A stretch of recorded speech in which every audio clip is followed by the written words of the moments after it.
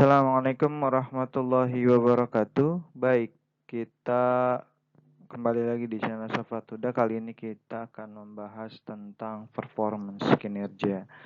Sedikit pendahuluan saja terkait dengan generasi ya. Pembagian generasi berdasarkan tahun kelahiran. Itu ada generasi baby boomers ya. Ini bapak kita lah ya gitu ya. Tahun 1946 sampai 1964. Lalu ada generasi X ya, lahir antara 1965 1980, atau juga ada bapak dan ibu kita yang lahir di tahun ini gitu ya, di generasi X. Lalu generasi Y atau milenial lahir antara tahun 1981 1996. Ini yang sekarang kira-kira usianya umur bisa umur 40 ya, umur 21, umur 25 ya, 25 sampai 40-an lah ya sekarang. Lalu ada generasi Z lahir antara tahun 1997 sampai tahun 2012. Lalu generasi Alpha lahir tahun 2013 ya, setelah tahun 2013. Lalu ada generasi Beta itu lahir tahun 2025 hingga 2039. Jadi nanti posisinya sekarang itu banyak generasi Z gitu ya. Generasi X ya, generasi milenial dan generasi Z gitu ya. Nah, sekarang sudah mulai banyak di generasi Z. Nah, generasi Z ini ada berbagai perusahaan yang mengatakan yang menerima generasi Z ini memang sih adaptif gitu. Cuma terkadang mentalnya itu masih harus banyak ditempa gitu. Jadi masih perlu banyak belajar terkait dengan mental gitu. Karena mentalnya dianggap tidak sekuat gitu ya, mental generasi milenial dan generasi X atau baby boomer yang ya pekerja keras gitu ya. Nah, kita fokus ke generasi Z ini karena memang generasi Z ini walaupun secara karakter begitu ya, adaptif terhadap perubahan dan memiliki kemampuan multitasking yang tinggi, tetapi kelemahannya adalah terkait dengan mentalnya gitu, terkait dengan kejiwaannya, terkait dengan bagaimana ketika menerima tekanan-tekanan itu tidak sekuat generasi di atasnya gitu ya, generasi milenial atau generasi X, generasi Y atau generasi X gitu. Jadi mereka harus lebih banyak harus belajar dari sisi mental gitu. Walaupun dari sisi multitasking secara adaptable dengan dunia industri sekarang itu cepat gitu. Jadi itu juga yang akhirnya menyebabkan generasi Z itu terkadang tidak diserap gitu ya oleh industri-industri kekinian gitu. Karena mereka menganggap butuh di hire lebih, butuh di training lebih gitu. Nah, seperti itu. Ya, jadi kalau kekinian membahas terkait dengan performance, kinerja, ya saya mungkin fokus di generasi Z ini gitu ya, terkait dengan kinerja. Terlepas dari teori-teori yang akan kita bahas terkait dengan kinerja ya. Itu makanya kita harus benar-benar terutama nih perhatian untuk generasi Z harus benar-benar menempa mentalnya dengan baik ya, seperti itu ya.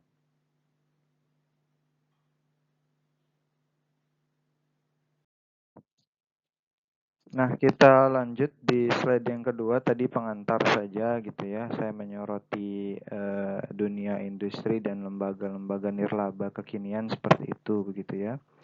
Nah, ini terkait dengan teori-teori ya, teori-teori performance kinerja ada Jeff Jones 2006, terus Colquitt 2011, Robbins 2002, lalu Nur Hizrah Gistituati 2017. Nah, kita akan membahas satu-satu. Nah, di Jeff Jones di 2006 Kinerja mengatakan Jeff Jones, proses penyatuan untuk menuju kepentingan organisasi, meningkatkan kemampuan peningkatan individu, serta memberikan kontribusi pada tim. Jadi memang menurut Jeff Jones, jadi ini menunjukkan bahwa kinerja itu merupakan gabungan antara beberapa pegawai begitu atau karyawan yang merupakan tim dalam mencapai satu tujuan yang telah ditetapkan.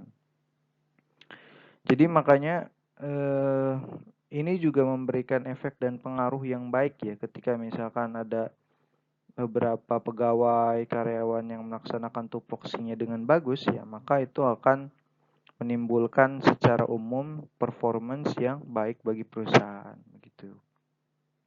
Nah, selanjutnya ada call quit. Call quit kinerja adalah nilai dari sebuah tindakan seorang pekerja atau pegawai yang berkontribusi baik secara positif atau negatif terhadap pencapaian tujuan organisasi.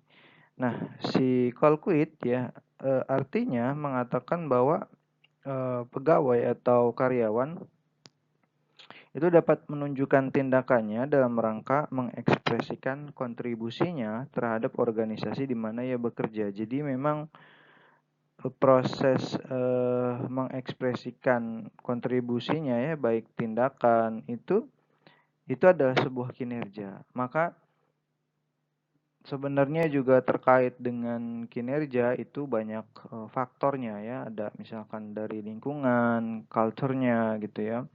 Terus misalkan dari budaya organisasi itu juga akan mempengaruhi bagaimana kinerja seorang pegawai atau karyawan itu melakukan segala tupoksinya. Atau bisa juga dipengaruhi dari gaya kepemimpinan gitu ya, gaya kepemimpinan seorang pemimpin di lembaga tersebut, di industri tersebut ya, di perusahaan tersebut gitu. Apakah misalkan otoriter, laissez-faire gitu ya.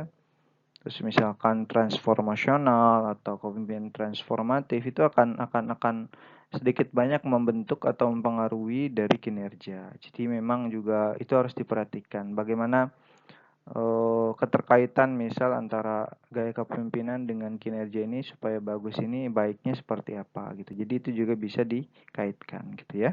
Sedikit saja ya. Nah, lalu menurut Robbins, kinerja merupakan hasil evaluasi terhadap pekerjaan yang dilakukan dibandingkan dengan kriteria yang telah ditetapkan. Nah, kalau Robbins dia mengatakan evaluasi terhadap pekerjaan yang dilakukan dibandingkan dengan kriteria yang telah ditetapkan. Jadi ada kriteria-kriteria dari seorang pegawai gitu ya, sesuai dengan tupoksinya, ya kan? Indikator-indikatornya atau kriteria yang ditetapkan apa? Misalkan satu, datang tepat waktu, pekerjaan sesuai dengan tenggat waktunya, deadline-nya, begitu ya. Atau mengerjakan, misalkan ketika proposalnya mengandung daftar isi A, B, C, D gitu. Jadi memang sudah ditetapkan kriteria-kriteria indikator sehingga ketika pegawai tidak menyamai itu maka boleh dikatakan kinerjanya tidak standar gitu ya atau tidak sesuai dengan prosedur atau SOP dari kinerja yang ditetapkan oleh perusahaan atau industri atau lembaga nirlaba atau organisasi begitu ya.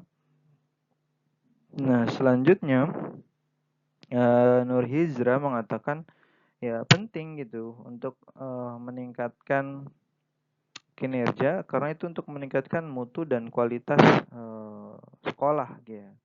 Dan Nur Hizra terkait dengan sekolah secara esensi sebagaimana disampaikan gitu. Jadi memang Nur Hizra mengatakan juga kinerja ini penting ya untuk meningkatkan mutu kualitas sekolah. Karena memang secara sederhana dengan kinerjanya bagus maka akan mendorong produktivitas. Produktivitas atau bahasanya apa yang bisa dikerjakan gitu ya oleh setiap individu di lembaga tersebut itu maka akan mempengaruhi proses outputnya, bisa dari output peserta didik, output terkait dengan kalau di lembaga organisasi atau sekolah itu ada bagaimana mengajar gitu ya, proses belajar pembelajarannya, mutu belajar pembelajarannya begitu. Sehingga kan otomatis nanti akan membentuk mengakibatkan prestasi akademik yang meningkat begitu ya oleh peserta didik. Begitupun sama lah tidak jauh berbeda dengan di perusahaan-perusahaan atau organisasi-organisasi di Indonesia yang memang secara sederhana ketika pegawai itu kinerjanya bagus ya otomatis ya produktivitas dari perusahaan atau industri tersebut ya akan lebih bagus juga begitu. Seperti itu ya.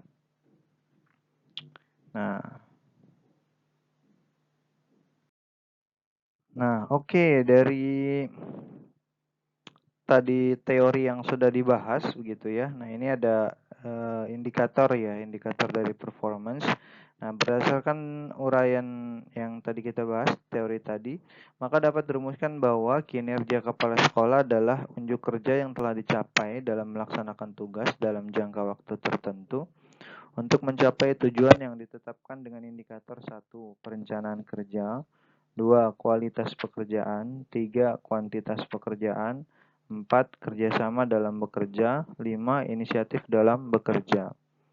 Nah, sejatinya indikator-indikator ini memang hasil dari sintesis keempat teori tadi, yang ini digunakan untuk mengukur bagaimana kepala sekolah itu berkinerja gitu. Jadi kalau misalkan ada 5 indikator ini berarti secara sederhana performance-nya itu bagus gitu. Karena ketika ada indikator atau ada kriteria ya, maka nanti itu bisa terukur. Nah, jadi ini adalah ukuran ketika kepala sekolah itu berkinerja baik. Jadi kalau misalkan Bapak Ibu atau misalkan teman-teman yang di perusahaan ya tentu mungkin berbeda, tetapi ini bisa dijadikan acuan oleh kita dalam rangka untuk menilai kinerja kepala sekolahnya baik atau tidak gitu. Ya, tentu masing-masing tadi di setiap sekolah atau di setiap industri itu berbeda-beda ya, seperti itu. Itu ya Bapak Ibu terkait dengan performance atau kinerja. Itu dari saya. Assalamualaikum warahmatullahi wabarakatuh.